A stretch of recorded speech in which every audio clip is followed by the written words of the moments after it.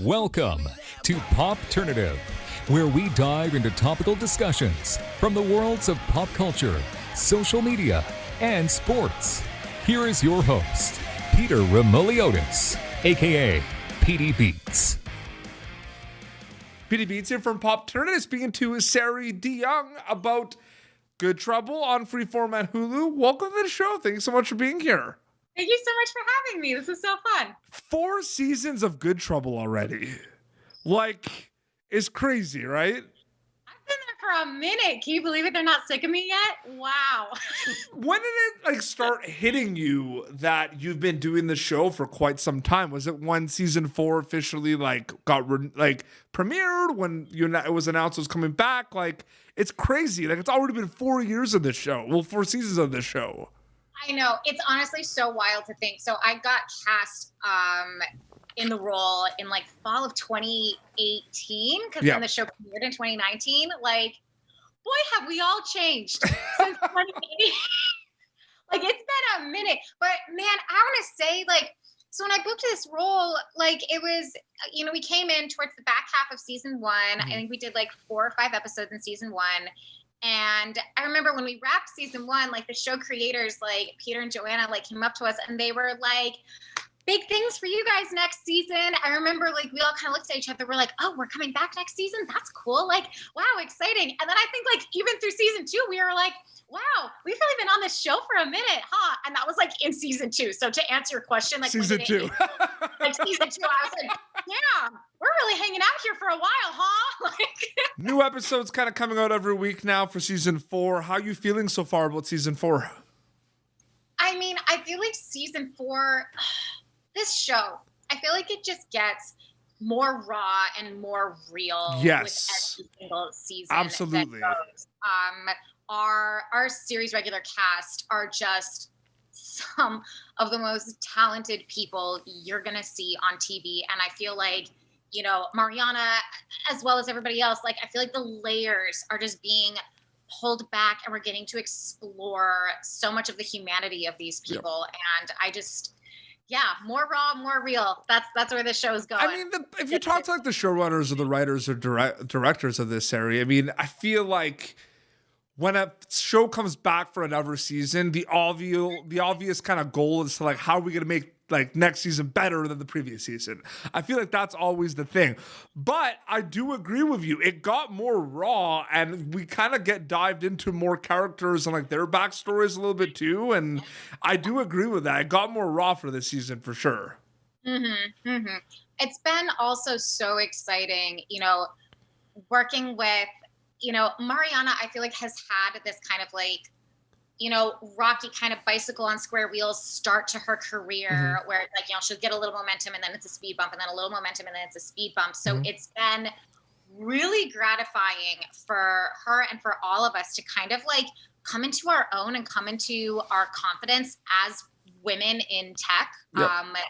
One of my favorite evolutions that you can really see visually season to season with us is our wardrobe. So on season 1, we were all trying to blend in with the boys. So, lots of graphic tees and hoodies and stuff. And now, I mean, we are real cute women in tech hot girls. One of my favorites is Maisie, who plays Rachel. She's always wearing some really cool vintage dresses. Our wardrobe stylist, Dina Apple. I'm actually not positive on how to pronounce her last name, but she is a wizard.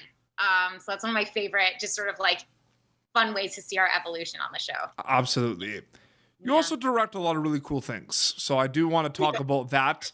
Before we dive into specifically your projects, because I know it's exciting. You got a bunch of shorts that you've previously done. You got a feature documentary coming out. So there's a lot to kind of talk about. But I want to pick your brain about something quickly. Yeah. Because as a filmmaker, I'm just curious what you think about this. So genre bending is something happening a lot now, right? Where people are kind of throwing the documentary, the one genre, they're throwing that out the window. They want to put everything in there. I'm curious from your specific opinion on this. is this premeditated? Does this just happen? I don't think someone kind of woke up in the 2000s and was like, I want to make an action horror comedy. I feel like it happened. Now it's kind of like a trend. Now it's like hot sauce. Everyone's like making genre bending things. So I feel like it might be premeditated now. What do you think about all this? I think that's a really interesting observation. And I'll say this, you know, if it's organic, like if that's really just sort of like the way that tonally you can best tell a story that is just the most natural, engaging way to tell it. Mm-hmm. Cool. I feel like you can tell when something's a little forced, like when something's a little forced, where it's just sort of like, oh, I don't know. It's just kind of like, it's hard I think they're in the writer's room, Seri, trying to make genre bending. Like I honestly think that. Right, something that's kind of, magical about the time that we're in right now, as far as like the media landscape and the storytelling landscape, is there's just so much, you know, it's so accessible for the artists and for the consumers. So there is probably, I'm not going to say you're wrong. I think there's probably a real big push to just like, what do you got to do to stand out? What do you got to do to stand out? What do you got to do to stand out? Because there's just so much. Absolutely. You know? One of the things that I think is just so wild about the times that we live in is that if you rewind the clock, like even 10 years, if you found like another gal who's like lives in Los Angeles and is roughly my age, and you asked her what TV shows she's watching, she'd probably say all the same TV shows as me, right? There's so much stuff on TV or now. maybe, I was about to say maybe not, because there's so many of them. Like 10 years ago, there would have been like, you know, I often wonder, I feel like the most recent thing that we had culturally that everyone was watching at the same time was like Game of Thrones. Yep. Like everyone. It's so funny because but I think what you're also alluding to a little bit, Seri, is the like streaming kind of changed that, right? Like streaming services came out and there's so many things. I talked to John Gallagher Jr. recently about a movie he did, and we were talking about when he was on Newsroom on HBO. That was like one of the last like shows before like streaming came in, if you think about it. Yes, and a lot of people watch that show. So it's like, I've been wondering, like, when is like going to be the next Game of Thrones, or when is going to be the next like Breaking Bad? You know, that's like this show. Like when Breaking Bad like finale'd, it was like the whole nation watched. Well, I think we have that with Stranger Things. Like I feel like that's happening. That's maybe the new one that like that everyone knows about Stranger Things. But I agree with you 100%. That's such a fair point. I do want to ask you a question about short films, but I'm going to give you kind of a little challenge or a task now, because I want you to answer this question while you plug shorts that you've made or you're making and things. You know what I mean? Do you still see shorts as a stepping stone to get in the industry, or do you see them making strides that they are their own thing and people want to watch shorts, people want to make shorts? Or is it still the get your feet wet as a filmmaker, get in festivals, show what you can do, and then eventually make a feature? What's that like for you in regards to your relationship or your opinion on short films? Yeah, I wish there was maybe a bit more of like a consumer market for short films, because they're fun. You know, it's fun to check them out. I feel like there's short films and then there's short form content, right? Yes. So they're like, so short form content as in like the stuff that's like a minute long, you know, I think there's like a huge place for that stuff to be seen right now. But I think as far as short films go, I mean, I'll just say this. I used making short films as a way, that was my film school. I didn't go to film school. Yep. So I've just been working as an actress and like watching directors, also for a really long time, like before I was like booking consistently, my like job was I worked often as a stand-in. Mm-hmm. And that is, you know what a stand-in does, right? Of course, yeah, absolutely. Yeah, it's like you have literally nothing better to do than like pay attention to what, you know, where the DP wants you to stand and what the director was that your school too? Like, did you learn a lot by being a stand-in, would you say? Dude, I learned everything. I learned everything by being a stand-in, you know, and I feel like I just want to like spread the word on that. Yeah, and there's some people that don't want to do it, right? There's some people that are like above it. Like that's a thing too. Well, I think like a thing that people think like, oh, get on a set, get your feet wet, go PA somewhere. And the thing is, being a PA is a really, really, really hard job. Yeah. Not that being a stand-in doesn't have its challenges too, but like when you're a PA, there's no guarantee that you will be literally anywhere near the set. You might be doing lockups down the block, or you might be like running errands for people. But like if you're a stand-in, you are the literal center of the action and you get to watch it all come together. And like, if you're polite about it, you can like ask people questions and like figure out what's going on and learn so much. Whereas like, I feel like it's a lot harder to kind of like get in there as a PA. You're not necessarily at the center of everything. Absolutely. No, I agree. That's my plug to go be a stand-in. That's if you just got out of film school. Oh, no. That's so true. No, there's plenty of people in the industry that I know like work in stand-in. Like, there's a lot of people that there could be like a podcast just about that, about how like people now are realizing, one, it's like it's a profession, it's a job, right? Yeah. It's great. Yeah.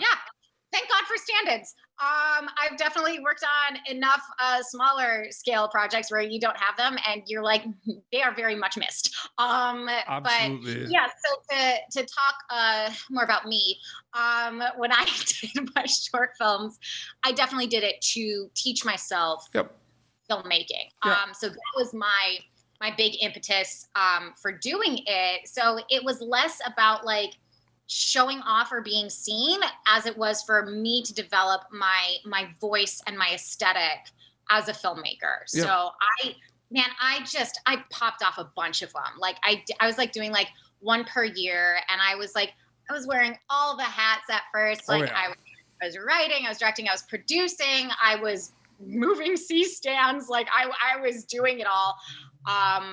And then I got to a point where I'd done enough of them that like people like saw. Yep. And then I started getting hired to direct short films just by kind of, word of mouth, people in my network. So I've been gratefully wearing the director hat, which is great. 2 months ago, I actually wrapped production on a short horror that I co-wrote and produced, which was... The rush is just insane. Like I get why storytellers do what they do. There's nothing like being on set and seeing everything, and it's so crazy. Very quickly before we wrap up, I do want to ask you about your documentary. What can you tell us about that? Yeah, so it's Tender Points of Fibromyalgia Journey is about a young woman. Her name is Lena Alvarez. She's local to Los Angeles. She's a pottery studio owner.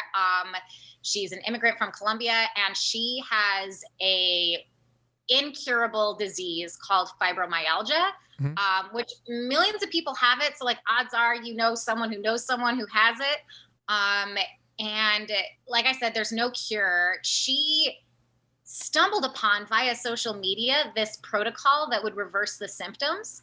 And so Lena's a good friend of mine, and she asked me to document her journey on this protocol, having no idea how it was going to go, how long it was going to take, what it was going to be like.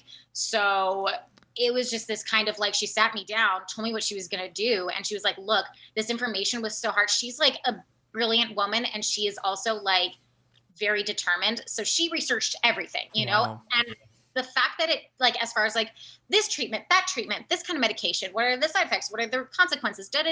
When she came upon this protocol, she like stumbled upon it via word of mouth on social media. And she's like, okay, if this works, I need this information to be more accessible to people. Like, I hate that she had to like have it basically fall into her lap, like randomly. Like it's such a mysterious illness. There's really not a whole ton of research on it. You get the diagnosis and it's kind of like, good luck. So that was the big reason to get the story told and get it out there. And we've already had such an amazing response. So it's out? It's available now? No, I just mean like from people who have like, we have an Instagram page. And so we've been sharing updates. Okay. And just me people who are like, oh my gosh, someone's making a documentary about fibromyalgia. Because literal millions of people have this. No, for sure. Will it be available soon for people to see, or? Yes. So I don't know how much I can share because we are working with a distributor and we have a tentative release date that's this fall, but I feel like that release might shift around a bit, so I don't It will be out. It will be out. People will be able to see it. Absolutely. Seri, I wanted to thank you so much for coming on Popternative. It was so great chatting with you. Thank you for having me. This was really fun. Absolutely. So Good Trouble, new episodes on Freeform and Hulu for season 4. They can check that out. Where can people follow you on social media to keep up to date with everything? I'm at Seri DeYoung on Instagram and Twitter. That's where I am. I'm mostly on Instagram. Find me Awesome. there. Well, this has been Popternative, youtube.com/Popternative for previous episodes. Until next time, this is Seri DeYoung and Petey Beats signing off. Thank you for tuning in to Popternative. Make sure to check out our past episodes of Popternative on YouTube. Be sure to like Popternative on Facebook and follow us on Twitter. This has been an Autograph Communications production.